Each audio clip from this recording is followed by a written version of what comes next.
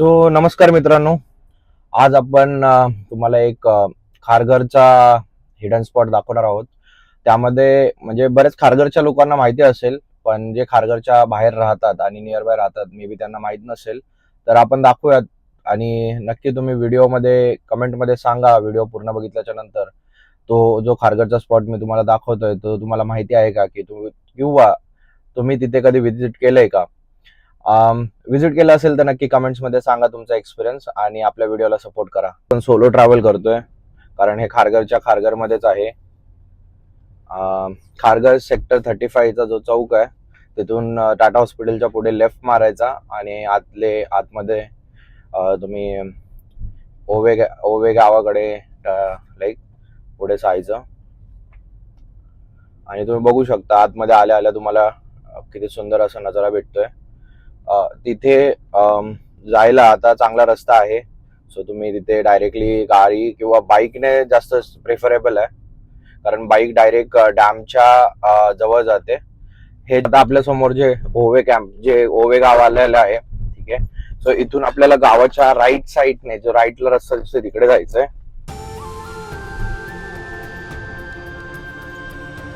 हो, इथे तबेला वगैरे आहे, गाई म्हशी.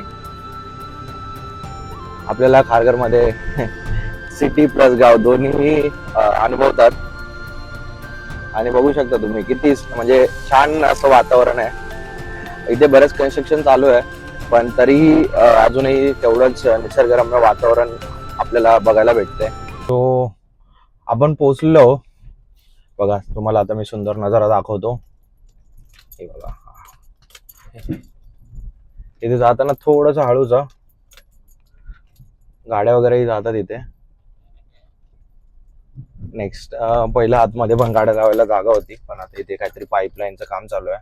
आपण थोडीशी पुढे साईडला गाडी लावूया आणि मला आतला नजारा दाखवतो मी.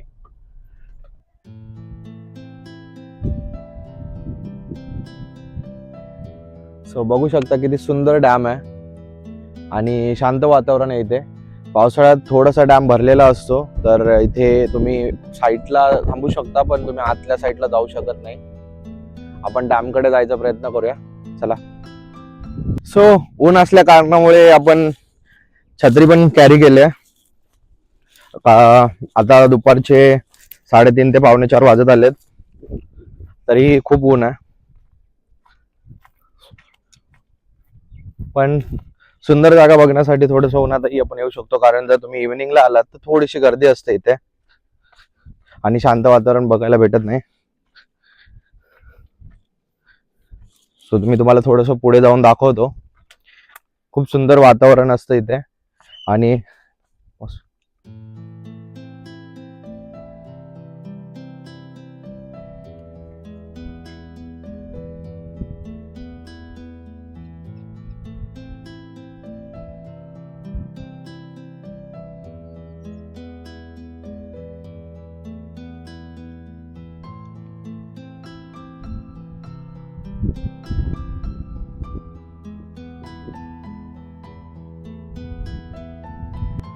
सो आपण जिथे थांबलोय आता तिथे आपण तिथून खूप असा सुंदर नजारा आपल्याला दिसतोय. समोरच्या साईडला जे तुम्हाला दिसतंय, तुम्हाला मी थोडंसं झूम करून दाखवतो. तिथे थोडंसं कन्स्ट्रक्शन चालू आहे. कन्स्ट्रक्शन म्हणजे माती काढतायत, डोंगर कोरतायत. खारघरचा हा एकच असा भाग राहिलेला आहे की जिथे डोंगर वगैरे आहे. तोही जर कोरला तर पुढे सिटीजवळ भरपूर कमीच डोंगरावर राहतील.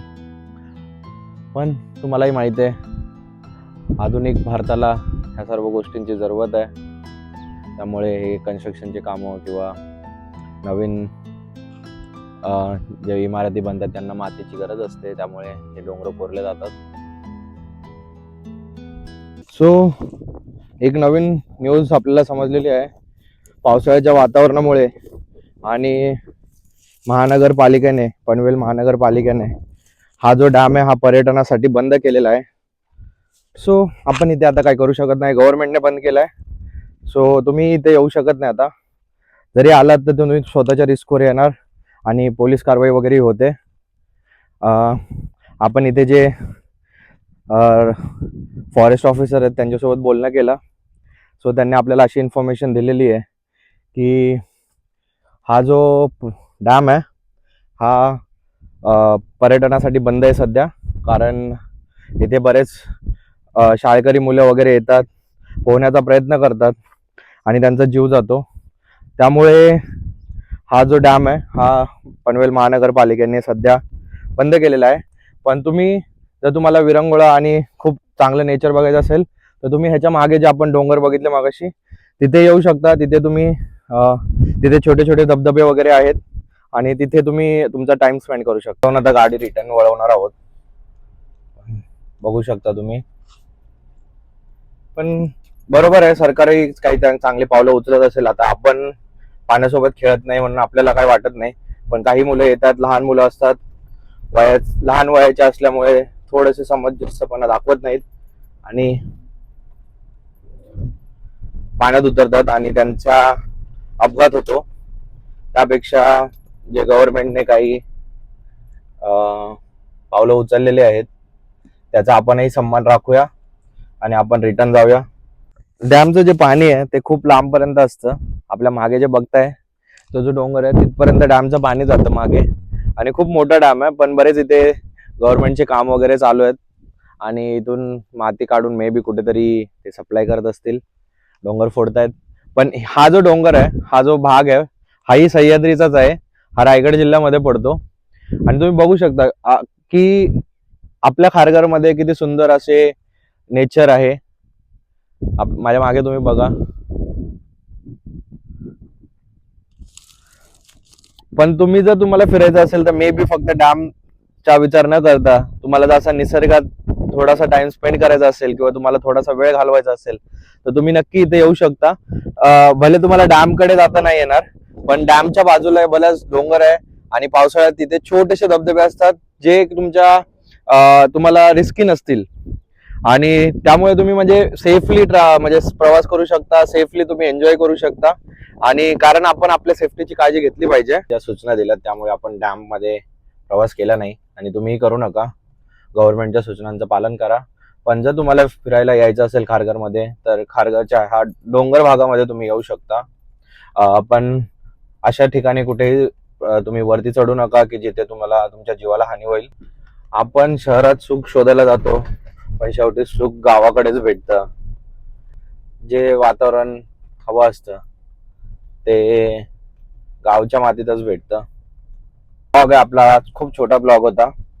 जर तुम्हाला ब्लॉग आवडला असेल आणि माहिती आवडली असेल तर नक्की आपल्या व्हिडिओला शेअर, लाईक, सबस्क्राईब करा आणि आपल्या चॅनलला फॉलो करा. धन्यवाद.